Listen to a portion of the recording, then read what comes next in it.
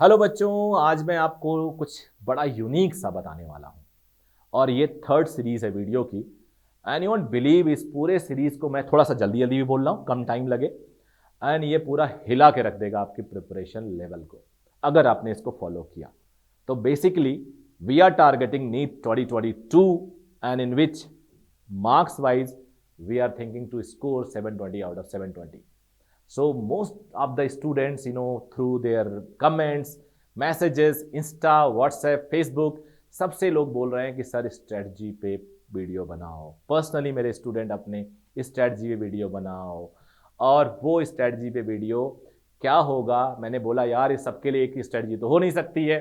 कोई बिगनर्स है, कोई 12th में है, कोई 1 साल ड्रॉप किया, कोई 2 साल ड्रॉप किया, कोई 4 साल ड्रॉप किया, किसी के 250 मार्क्स हैं, किसी के 400 मार्क्स हैं, किसी के 500 प्लस मार्क्स है, किसी के 600 मार्क्स हैं। तो स्ट्रेटजी सबके लिए अलग अलग होगी, बट गोल सबका ये वाला गोल नहीं, ये वाला गोल सबका एक है और वो है 720 आउट ऑफ 720।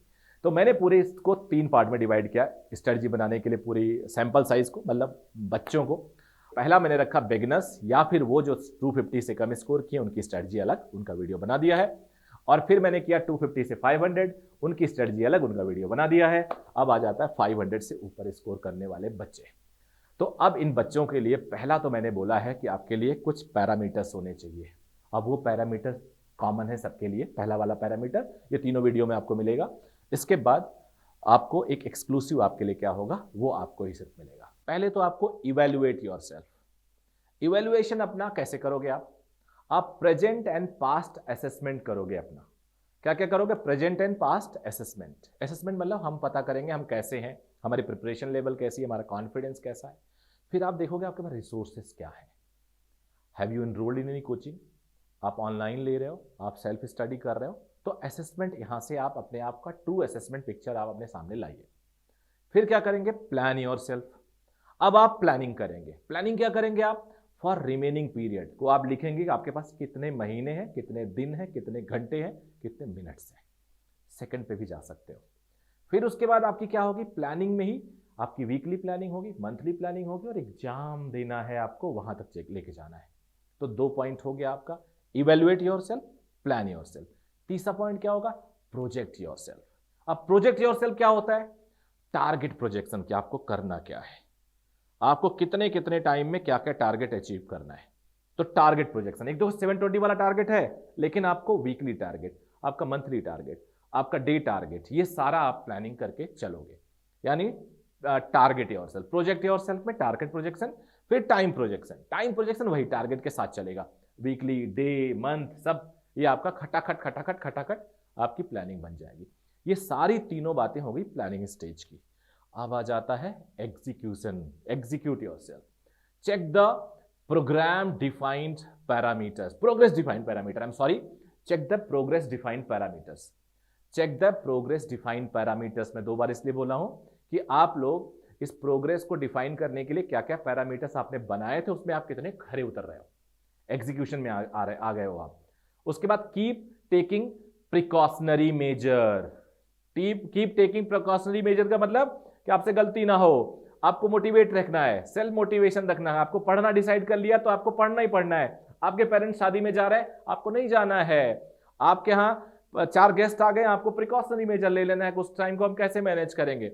सुबह आपके भाई का बर्थडे मान लो हुआ, उसमें पूजा हुई, पूजा में आपको 1 घंटा बैठना है तो उसका प्रिकॉशनरी मेजर।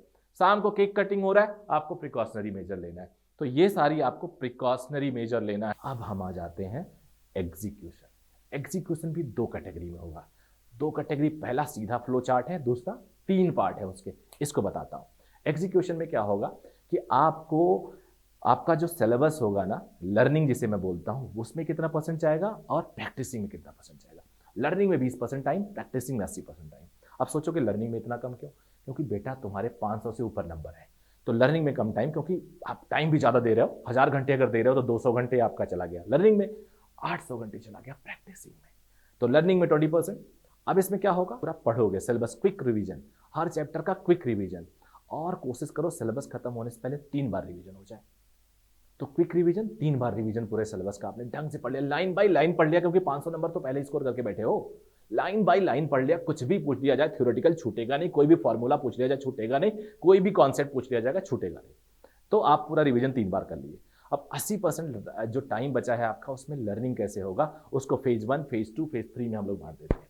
फेज 1 होगा मॉक पेपर्स आप ले लीजिए, क्वेश्चन प्रैक्टिसिंग ले लीजिए, पीवाईक्यू मतलब प्रीवियस ईयर क्वेश्चन। एवरीडे आपको 200 क्वेश्चन करना है, ये लास्ट के 4th एंड 5th मंथ पे आप कंप्लीट करिए। फेज 2 आ जाइए, mock paper, practising question, PYQs, everyday आपको 250 क्वेश्चंस करना है, लास्ट के 3 एंड 4 मंथ्स में कर लीजिए या 2nd एंड 3rd मंथ में कर लीजिए, ये थोड़ा सा मैं आपके लिए लिबर्टी छोड़ रहा हूं। Phase 3 mock paper, question practice, PYQs, everyday 300 questions. ये प्लान कर लीजिए कब, लास्ट के आखिरी और 2nd लास्ट मंथ में। टॉप करने वाले हैं आप अगर ये फॉलो हो गया तो, टॉप करने वाले हैं आप अगर ये फॉलो हो गया तो, मैं गारंटी दे रहा हूं सक्सेस को रोक ही नहीं सकता। किसी के अंदर इतनी दम नहीं है कोई आपके सक्सेस को रोक दे। No one is there in this entire world who can stop you. So उठो, जागो, arise, awake. Thank you very much, bye bye.